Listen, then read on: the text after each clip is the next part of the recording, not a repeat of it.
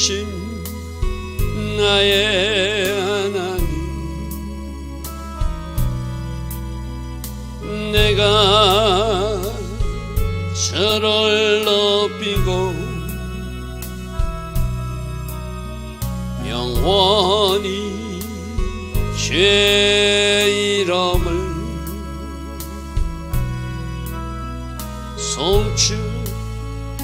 송축하리이다. 왕이신 나의 예수님, 왕이신 나의 예수님, 내가 저를 높이고 영원히 주의 이름을 송축하리이다. 왕이신 나의 성령님, 왕이신 나의 성령님, 내가 저를 높이고 영원히 제 이름을 송축하리이다.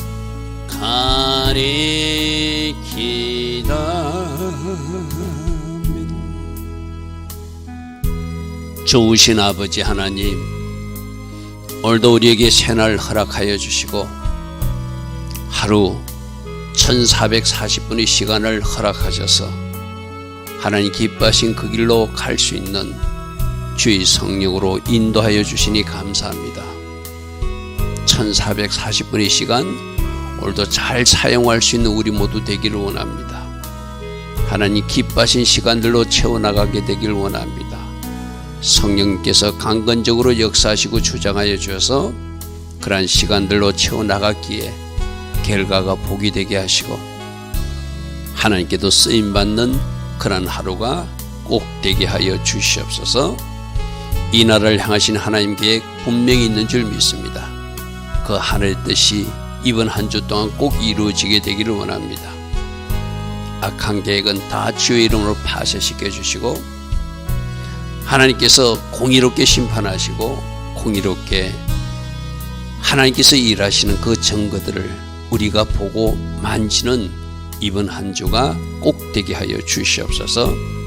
그렇게 일하여 주실 것을 믿사오며 예수와 하마시아 그 복되고 아름다운 이름으로 기도드리옵나이다. 아멘. 오늘도 새벽에 일어나 하나님을 예배하고 또 기도하는 여러분들 축복합니다. 자, 오늘은 시편 119편 14번째 시간입니다. 14번째 시간은 히브리어 자음 14번째 글자 눈이라는 글자로 시작합니다. 자, 눈, 저건 신실하다. 그래서 하나님도 신실하시듯이 우리도 신실하기를 원하다. 그래서 눈이 두 글자가 있잖아요, 그죠? 이 좀 꼬부라진 글자, 저건 눈은 겸손하고 신뢰할 만한 종을 의미하기도 하고, 저 뒤에 길게 바보 모양처럼 또 길게 펴진 지고 소피형이라고 그러죠, 그죠? 저는 충성된 의로운 종을 상징해요. 그러니까 신뢰할 만한 정도, 충성된 정도, 신실함이죠. 하나님 앞에 신실함. 우리가 오늘 눈, 이 14번째 글자, 이 14번째 14라는 숫자는 또 누구하고 연결되는가 하면은 다윗을 글자로 하면은 달레트 바보 달레트거든요. 그러니까 다윗을 상징하는 숫자가 14예요. 그러니까 다윗도 하나님 앞에 신실한 종이었어, 그죠? 그리고 다윗을 예표하는 이 땅에 오셔서도 오직 하나님 기뻐하심을 했던 예수님을 상징하는 단어도 저 14번째 글자이게 돼요. 14라는 글자는 신실함, 겸손함, 신뢰할 만함, 충성된 의로운 다윗 같은 예수님이 이 땅에 와서 오셨던 그 모습이 바로 저 눈이라는 글자 속에 다 포함되어 있어요. 숫자값은 얼마라고요? 50인데 희년의 수, 자유의 수, 은혜의 수입니다. 오늘 말씀에 등장하는 105절에 하나님의 말씀 내 가는 길에 등이요 빛이다 할 때 등, 저기 니르예요, 니르. 그리고 만나 할 때 만, 저 때도 등장하는 단어고 또 노뱀 할 때 나시, 저것도 등장하는 단어예요. 그래서 여러분들이 오늘 나는 하나님 앞에 신실한 자리를 지키고 있는 겸손한 종인가, 충성된 종인가, 오늘 저 단어를 통해서 우리에게 묻고 오겠어요. 누구처럼? 다윗처럼. 14하면 다윗이거든요. 그래서 마태복음에 14대14를 표현한 것은 바로 예수님이 14대 사실상 그게 14대가 아니거든요. 근데 의도적으로 마태가 14대14를 3번씩 강조한 것은 바로 다윗의 후손으로 오신 예수님. 예수님 족보 때 14대 이렇게 표현되어 있죠. 그죠? 마태복음 1장에 보면 바로 그것도 다윗을 의미하는 숫자입니다. 자, 오늘 아침 우리가 묵상할 것은 나도 다윗처럼 하나님 앞에 충성된 종, 신뢰할 만한 믿을 만한 종의 자리에 서자. 그런 결단이 저 눈이라는 글자를 통해서 말씀해 줘요. 그러기 위해서는 우리가 말씀을 등삼고 비삼아서 그렇게 따라가면 하나님 앞에 신실한 거기를 갈 수 있다는 의미도 되겠죠. 아시죠? 자, 말씀 보겠습니다. 시편 119편 105절. 주의 말씀은 내 발의 텅이다. 내 발의 텅이다. 내 길의 빛이다. 여러분 어두운 길을 한번 다녀본 사람은 저게 무슨 말인지 알죠? 등 하나를 가진 것이, 빛 하나를 가진 것이 얼마나 그 길을 안전하게 갈 수 있어요. 그죠? 여러분 그런데 깜깜한 길에 등도 없고 아무런 빛도 없어요. 그러면 어두워서 내가 그 웅덩이에 빠질 수 있고 또 돌불에 걸려 넘어질 수도 있는데 우리가 사는 이 세상이 그런 웅덩이도 있고 돌뿌리도 있고 거친 길을 우리가 걸어가야 되죠. 이 세상 길이라는 것이. 여러분 직장에서도 여러분들 편안하게 안 해주잖아요. 직장의 동료들이 여러분들 괴롭히잖아요. 또 직장에서 여러분들 괴롭히는 또 선배들도 있고 이상한 사람들 있잖아요. 그럴 때 내가 말씀을 등삼아서 내가 말씀을 바로 빛삼아서 내가 말씀 정답을 가지고 꾸준히 나아가는 거예요. 주님이 비춰주시는 대로 선대하라면 선대하고 주님이 비춰주시는 대로 축복하라면 축복하고 주님이 비춰주시는 대로 그들을 위해서 기도하라면 기도해주고 또 내가 네가 대접받기를 원했으면 먼저 대접하라는 마태복음 7장 12절 말씀을 딱 기억하고 내가 잘 섬겨보자. 예수의 사랑을 가지고 한번 섬겨보자. 그러면 저들도 그 사랑을 맛본다면은 바로 하나님의 자녀는 나를 존중하고 또 하나님 자녀인 나에게 함께 하신 하나님의 그 영광과 임재를 그들이 뭔가 나의 움직임과 말투에서 느낀다면 그들 속에도 변화가 일어나겠죠. 자, 말씀이 내 가는 길의 텅이에요. 말씀이 내 가는 길의 빛이에요. 깜깜하지 않습니다. 말씀 등불을 가지고 우리가 계속 나가자. 이 거친 세상을. 그렇게 오늘 먼저 말씀하십니다. 자, 106절입니다. 주의 어려운 규례들을 지키기로 맹세하고 굳게 정했다. 이 말은 맹세하고 맹세했다는 이야기예요. 왜 맹세하고 맹세가 필요하냐면 우리가 걸어가는 길을 사단이 가만두지 않죠. 여러분 사단이 응하고 나타나는 것이 아니라 여러분의 직장 동료나 여러분 직장에 가정에 여러분을 핍박하는 사람들 있잖아요. 그런 사람들이 있을지라도 나는 어떤 환경과 어떤 사람 때문에 내가 말씀에서 이탈하지 않고 그럴수록 하나님의 공의로우신 말씀을 믿고 나는 하나님의 말씀을 순종하기로 맹세하고 굳게 정했습니다. 그래서 세 번역은 나는 맹세하고 또 다짐했습니다. 이렇게 표현합니다. 여러분 하나님이 해주시는 은혜도 있지만 우리가 해야 될 역할이 있다고 그랬어요. 그죠? 하나님이 다 해주지 않아요. 하나님이 은혜를 주시지만 내가 뭔가 해야 될 역할이 즉 결단하고 내가 다짐하는 것, 내가 자유의지를 하나님 기뻐하시는 방향으로 방향을 정해서 걸어가는 것, 그건 내가 해야 돼. 그죠? 물론 할 수 있게끔 성령님이 도와주십니다. 근데 내가 결단하고 방향을 정하는 것, 가치 있는 것을 더 가치 있게 여기고 소중한 것을 더 소중하게 여기는 그 선택은 내가 해야 된다는 것이죠. 그래서 내가 주님의 어려운 길들을 지키려고 맹세하고 또 다짐합니다. 왜? 지킬 수 없는 환경들이 벌어진다는 거예요. 지킬 수 없는 제2유혹들이 있다는 거예요. 지킬 수 없도록 나를 뭔가 함정을 파고 웅덩이를 파서 괴롭히는 세력들도 있다는 것이죠. 그래서 다짐하고 또 다짐합니다. 맹세하고 또 맹세합니다. 이 결단이 우리 모두에게 필요합니다. 내가 맹세하고 다짐할 때 누가 도와주시죠? 성령님이 하게 하시는 은혜를 주신다는 것이죠. 자, 107절입니다. 나의 고난이 매우 심하오니. 자, 여러분들 지금 무엇으로 힘들어 하십니까? 질병 때문에 힘들어 하십니까? 물질 문제로 힘들어 하십니까? 인간관계 때문에 힘들어 하십니까? 자, 나의 고난이 매우 심합니다. 그때 우리는 어떻게 해야 돼요? 우리가 예수님을 믿을 때 하나는 주인으로서 믿고 하나는 구주로서 믿는다고 그랬어요. 그죠? 여러분, 계속 지금 시편에서 나오는 말씀이 그분이 나의 주인이시면 내가 종의 자리에 있으면 누가 책임진다? 주인이 책임지신다고 그랬어요. 그죠? 여러분들이 만일 양을 기르기나 송아지를 데리고 풀을 먹이러 가다가 송아지가 그 웅덩이에 빠졌어요.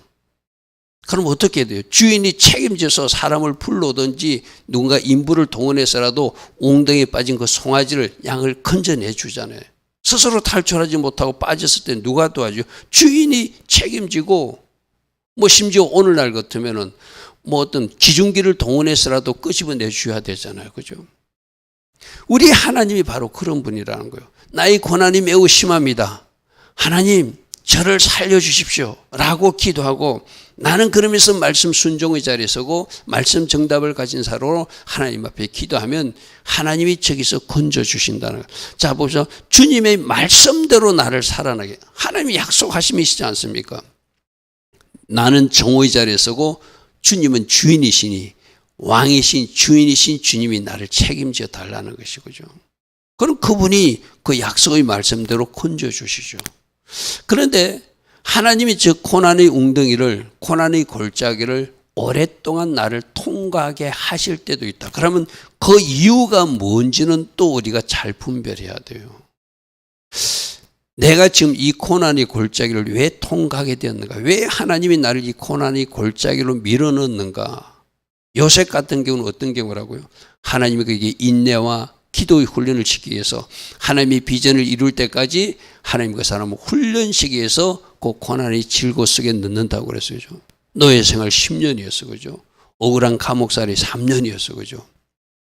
그것은 요셉형이고, 나의 불순종이나 죄 때문에 내가 고난의 골짜기를 통과할 때는 무조건 하나님 말씀대로 살려주십시오 할 것이 아니라 나의 그 불순종과 잘못을 정상의 자리로 돌려놓고 회개하고 철저히 나의 잘못이라고 인정하고, 하나님, 제가 실수했습니다. 제가 잘못했습니다. 말씀에 순종하지 못했습니다. 이제 제가 그 사실을 주께 구합니다. 그러므로 주님, 이제는 저를 건지셔서 제가 정상으로 걸어가게 하소서. 이제 이 두 가지를 잘 분별해야 돼요. 고난이 왜 나에게 도착했는가? 우리 어제도 파카드의 하나님, 우리 주일 저녁에 말씀 드렸어요. 그죠? 하나님이 신방하시는데 어떤 사람은 복주시기 위해서 신방하시고 어떤 사람은 심판이나 징계하시기 위해서도 오시는 하나님이시기도 하다. 그죠? 저 고난이 왜 발생했는지는 잘 분석해 봐야 돼요. 무조건 살려주십시오가 아니라, 내가 잘못해서 일어난 고난의 골짜기 같으면, 징계 같으면 내가 거기서 철저히 회개하고 제자리로 돌려놓는 일부터 먼저 해야 되겠죠. 이제라도 내가 정신 차리고 말씀의 레일을 따라갈 것입니다. 말씀에 순종하는 삶을 살 것입니다. 하나님, 저의 이제 이 삶을 보시고 저를 살려주십시오. 저를 건져주십시오 하면 이제 그 웅덩이에서 끄집어내시죠. 그죠? 그러나 어떤 사람들은 또 훈련받기 위해서, 요셉처럼 그렇게 훈련의 시간을 가는 사람도 있어요. 그죠? 그때는 인내하면서 기도하면서 말씀 중심으로 계속 하나님이 때까지 가야 되는, 그것도 또 우리가 인정해 드려야 돼. 모든 것은 무엇이다? 하나님 주권 사항이니까. 그죠? 그래서 고난의 의미를 잘 분석하는 것, 잘 분별하는 것 필요합니다. 108절입니다. 여호와여 구하노니 내 입이 드리는 자원제물, 즉 입술로 찬양을 드린다든지 입술로 기도를 한다는 거예요. 그러므로 하나님, 내 입술로 드리는 찬양의 제사를 받으시고 내 입술로 드리는 기도를 받으시고 주의 공의, 즉 공의라고 한글 번역되는데 저게 미스파트거든요. 하나님, 제가 감사로, 제가 찬양으로, 제가 하나님 앞에 기도로 구하오니 이제 주님의 말씀을 제게 가르쳐 주시면, 그러니까 아까 그것도 저기서 감사가 나오고 찬양이 나온다는 것은 하나님 하신 모든, 내가 고난 속에 던져져 있을지라도 이 고난조차도 하나님이 어려운 심판 가운데 신실하신 하나님이 일하신 결과입니다. 하나님 하신 일 맞습니다. 그 일조차도 저는 감사로 고백하겠습니다. 그 일을 행하여 주신 하나님을 찬양할 것입니다. 그리고 이제는 하나님, 제가 깨달을 수 있도록 말씀을 더 가르쳐 주시고 더 말씀해 주시면 그 말씀 중심으로 사람으로 살아가겠습니다. 그게 바른 고백이죠. 바른 자세죠. 그죠? 그러니까 고난조차도, 징계조차도 어려운 일이 발생해도 하나님 맞습니다. 이것은 신실하신 하나님이 일하신 결과입니다. 공의로우신 하나님이 가장 적절한 때에 저를 징계하여 주셨습니다. 이제는 주의 규례를, 공의로우신 주님의 말씀을 제게 가르쳐 주시고 말씀해 주시면 제가 몰라서 안 한 것은 이제 새롭게 깨달아서 할 것이고, 예전에 알았던 말씀, 들었던 말씀도 다시 말씀해 주셔서 저를 하나님의 말씀 내일에 올려놓아 주시면 이제 그 말씀 내일로 내가 지키려고 다짐하고 맹세하면서 달려갈 것입니다. 할렐루야. 우리가 그런 고백을 드려. 그래서 저 앞에 내가 내 입이 드리는 자원제물, 저게 감사의 기도, 찬양의 제사, 또 하나님 앞에 간절히 기도하는 마음, 이런 것들이 포함되겠죠. 인정한다는 거예요. 회개한다는 거예요. 하나님 감사합니다. 하나님 이렇게 일해 주셔서 감사합니다. 하나님을 찬양합니다. 그러므로 이제 제게 말씀을 가르쳐 주소서. 세 번째 이렇게 표현했습니다. 내가 기쁨으로 드리는 감사의 기도를 즐거이 받으시고 주의 계례를 내게 가르쳐 주시면 그 말씀을 잘 순종하며 따라가겠습니다. 이 말이죠. 109절입니다. 나의 생명이 항상 이게 있사오니. 자, 위기를 만났을 때, 뭔가 골짜기를 통과할 때, 뭔가 문제가 해결되지 않을 때 우리는 어디로 들어가야 된다고요? 말씀 정답 속으로 들어가야 돼요. 지금 대한민국에도 지금 어떤 문제가 발생했어요. 그죠? 하나님이 뭔가 이 문제를 허락하신 이유가 있을 거예요. 그럼 우리는 왜 이렇게 했는가? 역대하 7장 14절에서 악행을 그치라고 말씀하셨구나. 우리들이 죄를 죽게 구하라고 말씀하셨구나. 그리고 주님 얼굴을 구하라고 말씀하셨구나. 그대로 실천하는 거예요. 위기 때.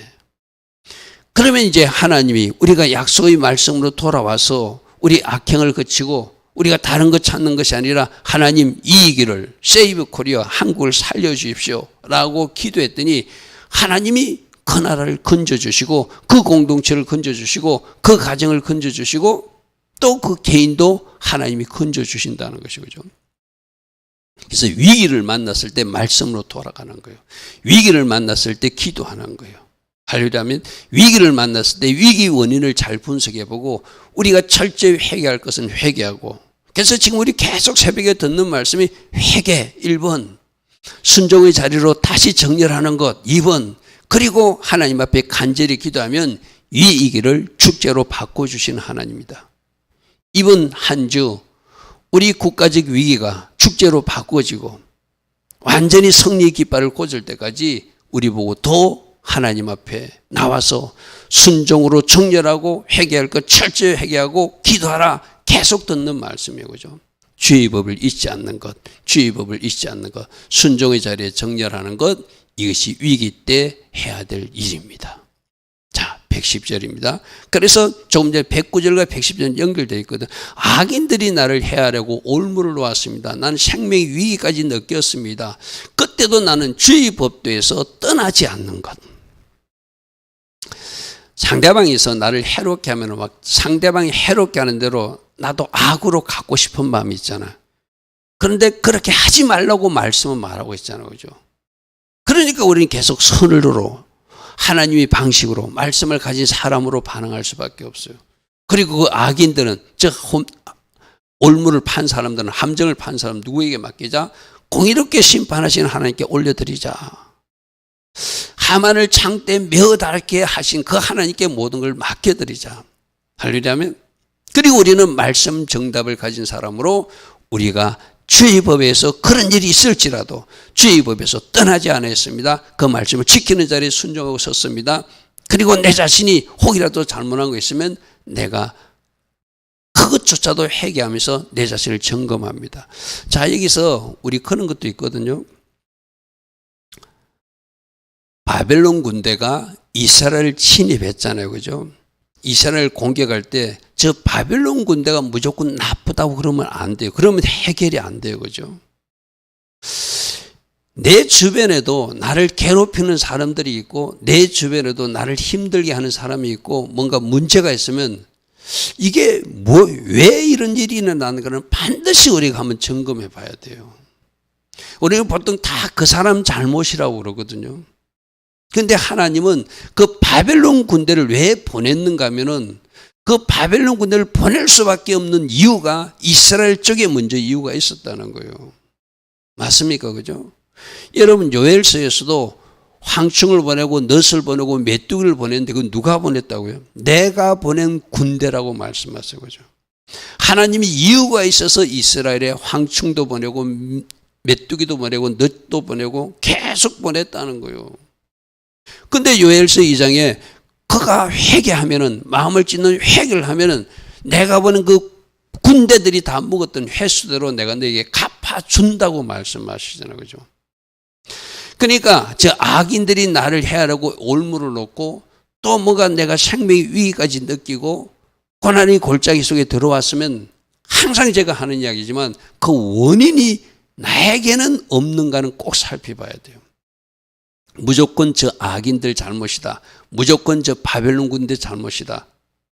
그래서는 해결이 안 된다는 거예요. 그죠? 나라의 문제나 개인의 문제나 공동체의 문제도 마찬가지입니다. 어떤 문제가 발생했을 때는 나에게 혹시 하나님이 주시는 음성은 무엇인가? 그걸 잘 점검하고 결국 그러니까 말씀의 법도에서 떠나지 않는 것. 위기가 왔을 때, 문제가 생길 때 내가 말씀 정답으로 돌아가서 나를 점검해 보는 것. 이거 꼭 필요하다는 것이죠. 그죠? 자, 111절입니다. 주의 증거들로 내가 영원히 나의 기업을 삼았습니다. 하나님 말씀이 내 재산으로 여겼습니다. 이 말이거든요. 여러분, 현대인 번역은 주의 말씀이 나의 영원한 재산입니다. 이랬어요. 저게 헐떡 설득력 있게 전달되죠. 그죠? 하나님 말씀을 나의 재산으로 삼았습니다. 하나님 말씀 순종이 내 소유고 내 전부입니다. 그렇게 저 정도 내가 말씀이 금은보화보다 더 좋고 말씀이 내 재산이고 말씀 순종이 내가 가진 모든 것이라고 말할 수 있는 사람, 그 사람들은 재정적으로도 축복하시고 건강으로도 축복하시고 뭔가 그 삶의 형통과 평탄을 주시는 하나님이시죠. 그죠? 그러니까 우리가 지금 이게 교회 안에 있는 우리, 민노하는 우리들도 너무 세상 가치관에 우리가 다 경도되어 있어요. 그쪽으로 기울어져 있어요. 여러분 자녀들에게 뭘 가르치죠? 공부 잘하라. 공부 잘해서 뭐 하라는 이야기죠? 여러분 그 뭔가 여러분이 바라는 것이 뭐죠? 출세하고 돈 벌라는 이야기죠. 쉽게 말해서. 여러분들이 진짜 여러분 자녀들을 보고 너는 하나님을 경외하는 사람으로 살아야 돼. 이것을 제1의 목표로 삼아야 돼. 그렇게 가르치고 있다면 그 부모는 진짜 제대로 된 부모입니다. 그런데 공부 잘해야 돼? 너 좋은 대학교 가야 돼? 너 잘 살아야 돼? 너도 성공해야 돼? 막 그렇게 세상 가치관만 주입시키면은 우리들 아이들이, 여러분 저 보십시오. 미국과 유럽 교회가 지금 이제 장년 세대나 노년 세대가 사라지고 나면 교회가 빈다고 그러잖아요. 그죠? 이 대한민국도 다르지 않거든요. 왜 그런 일이 발생하죠? 아이들에게 잘못된 세상 가치관을 자꾸 주입하는, 누가? 부모가 그렇게 하는 거예요. 그러면 여러분, 진짜 아이들이 하나님 제일주의로 살도록, 하나님을 잘 경외하는 그 지혜를 가진 사람으로 살도록 기도해야 되고, 그렇게 가정에서도 엄마가 먼저, 아빠가 먼저 하나님을 잘 경외하는 모습을 보여줌으로 그 아이들이 따라오게 해야 돼요. 맞습니까? 여러분들이 하나님 말씀이 내 재산이다, 나는 다른 것보다 이 말씀을 가진 것을 최고의 가치로 여기고 말씀 부자가 될 것이다, 이렇게 여러분이 입술을 열어서 고백해 보십시오. 그 아이들도 그러한 사람으로 바꾸어진다는 것이죠. 주의 증거들이 내가 나의 영원한 기업입니다. 이는 내 마음의 즐거움이기 때문이다. 여러분, 현대문제에서 주의 말씀이 나의 영원한 재산이면 내 마음이 기쁨입니다. 말씀이 기쁨이고 말씀이 재산이고 말씀이 소유라고 말하는 것, 나의 기업이라고 말할 수 있는 것, 이 정도 되면은 하나님이 얼마든지 이 사람을 사용하시고 축복하시죠. 그죠? 내가 늘 이야기하잖아요. 축복을 먼저 목표로 정하지 말고 하나님 경외를 목표로 정하면 복은, 세상 것은 하나님이 붙여주는 거예요. 그 복을 받아야 진짜 성공한 거예요. 그 복이 진짜 복이에요. 자꾸 목표를 여호와와 그 능력을 구할 때 여호와부터 구하고 그 다음에 능력이나 은사나 물질과 다른 걸 구해야 되거든요. 그런데 자꾸 그게 뒤집어졌잖아요. 하나님 제껴놓고 능력 구하고 하나님 제껴놨다 해서 죄송합니다, 표현이. 하나님은 옆으로 죄송하지만 이렇게 좀 비껴놓고 물질 구하고 성공 구하고 권력 구하고 세상 구하고 능력 구하고 은사 구하고, 그건 뭔가 뒤집어진 거예요. 그죠? 그래서 여호와 먼저 구하고 그 다음에 구할 것이 이 세상에 필요라는 거예요. 그죠? 그런 순서가 바르게 정렬된 이 새벽에 일어나 예배하는 여러분 되길 바랍니다. 112편입니다. 내가 주의 규례들을 영원히 행하려고 내 마음을 기울였습니다. 앞에는 106절하고 똑같은 말씀이에요. 내가 어려운 길을 지키려고 맹세하고 또 맹세했습니다 하는 말하고 똑같거든요. 영원히 행하려고. 현대인 번역 죽을 때까지 나는 주의 말씀을 지키기로 결심했습니다. 할렐루야 아멘. 할렐루야 아멘. 주의 율례들을 영원히 행하려고, 즉 현대인이 죽을 때까지 나는 하나님 말씀을 잘 지키기로 결심하고 결심했습니다. 앞에도 나왔잖아요. 106절에서 이 말씀을 순종하기로 지키기로 맹세하고 또 굳게 정하였습니다. 여러분, 우리가 지금 계시록 말씀을 어제 40번에 걸쳐서 마쳤는데, 계시록에서도 지키라, 계시록 1장 3절에도 지키는 것, 계시록 22장 7절에도 지키는 것, 계시록 마지막 종말 말씀도 지키는 자가 복이 있다, 이렇게 말씀하세요. 그죠?